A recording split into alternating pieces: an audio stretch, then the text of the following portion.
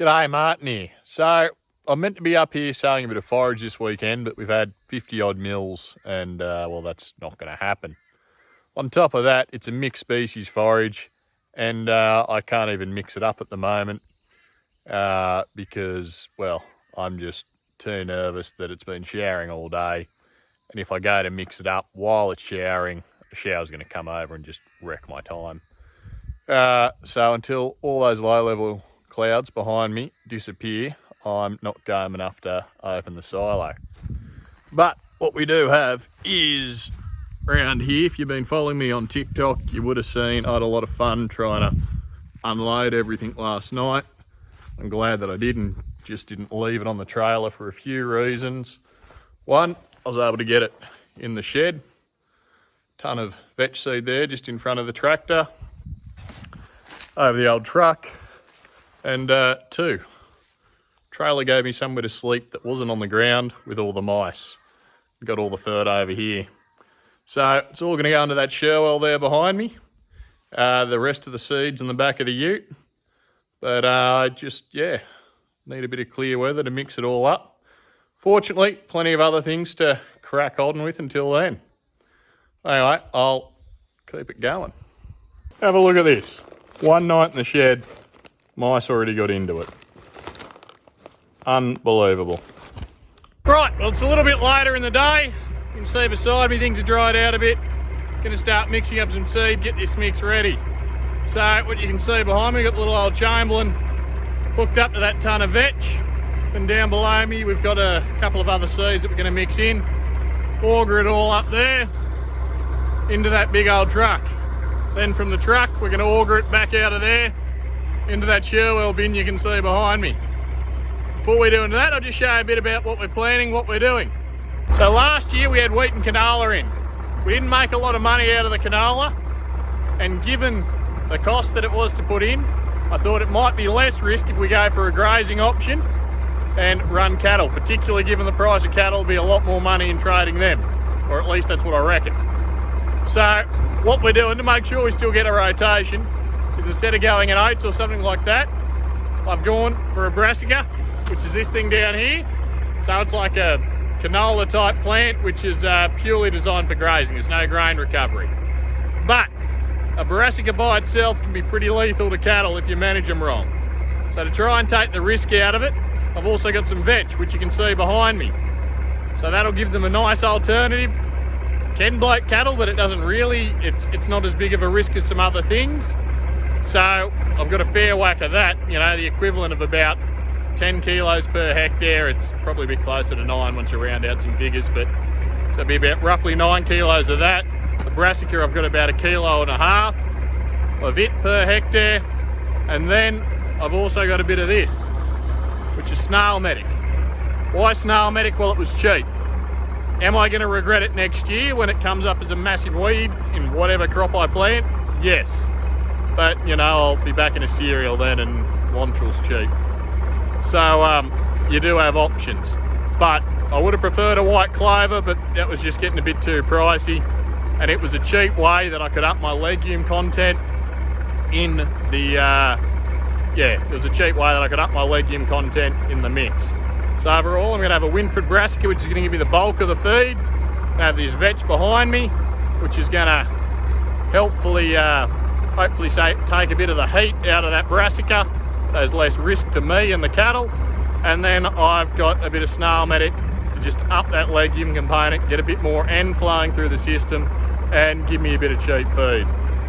The way I'm going to mix it is I've got this thing called a fled bag, FLED bag, hooked up under the bag of vetch, and basically it's just a little gate valve.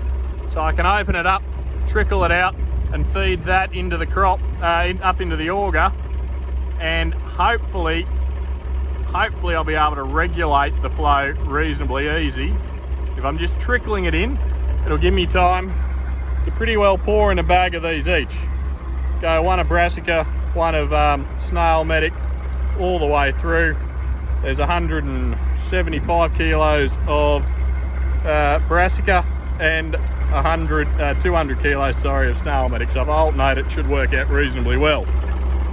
Then that should be okayishly mixed in the back of the truck, but to run it through again, got to auger it out of the truck into that round bin, and it can sit there until the contractor gets here. It's pretty well watertight. Then by the time he's augered it out of there, back up into the bin on the air cart, it should be very well mixed. Now, there's a couple of other things I just want to point out here. See this. Caution treated with Gaucho and Apron XL. Gaucho is imidacloprid, and I absolutely love it.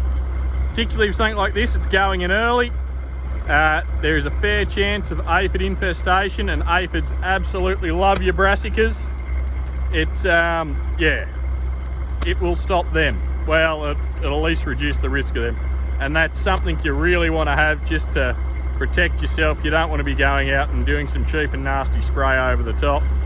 It's, yeah, it's just another tool that you can have in your pocket that'll help you down the track. And of course this, your snail medic, coated. So it's already treated with inoculum. I don't need to add anything to it to get that rhizobia working and getting it fixing and into the soil.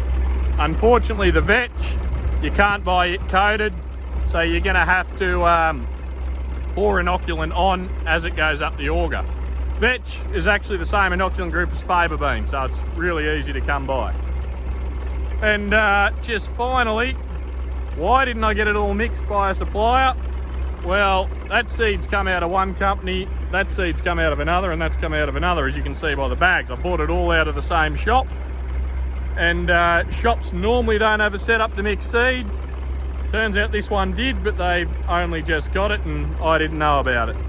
So in the future, I'll definitely be asking for it to be mixed, put in small bags. It makes it a lot easier for the contractor.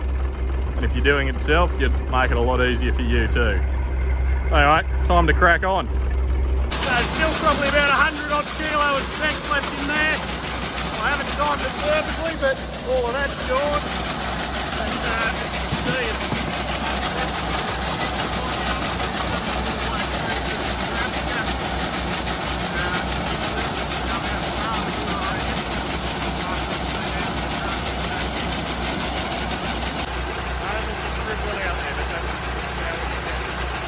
So that's it, first round of seed mixed. Now time to go out of the truck into the Sherwell. So I said earlier I was using a FLED bag, FLED bag, to, yeah, as a bit of a gate valve to mix that seed and just regulate the flow. Really handy if you've got a slow auger or you're trying to do some mixing like we were. Basically that's it. It's, yeah, just got a collar that clamps onto the chute at the bottom of the bag and a gate. Now if you can get another one, which is a pointed top and barbs on it, so you can jam it through the bottom of a bag. I've never used one of them, never tried. Every 1 ton bag I've ever bought's had a chute on the bottom, but for whatever reason, if your supplier doesn't use them, you can get one with a pointed top. They don't actually pay me to promote these, I just quite like it for these little things. So we've got the truck backed up, we've got the auger lined up, we're ready to go, run it through the auger again. Then by the time it comes out of the bin into the air cart, it'll be mixed nice and fine. I've just opened the chute and grabbed out a sample, and what we've got here is we've got the vetch, is the larger stuff. You've got the snail medic, which is treated blue. Just sort of in the cracks of my hand, you can see some tiny little bits of seed. That's your brassica. And even though it's a tiny part of the weight mix, because the seed's so small, it's probably going to actually make up, well, it will make up the bulk of the plants that you see once it comes up. So that's looking pretty good.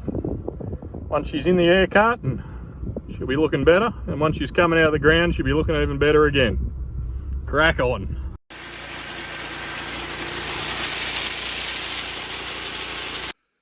So that's it. I'm buggered. Pulling augers around by yourself isn't a lot of fun. But yeah, the seed's mixed in the bin. Now it's all up to the contractor. And yeah, I know, save it in the comments. It's a wild show, it's a rough show, I know that, but time and money, I'll be able to get the nicer gear and keep it all running. Anyway, until next time, keep at it.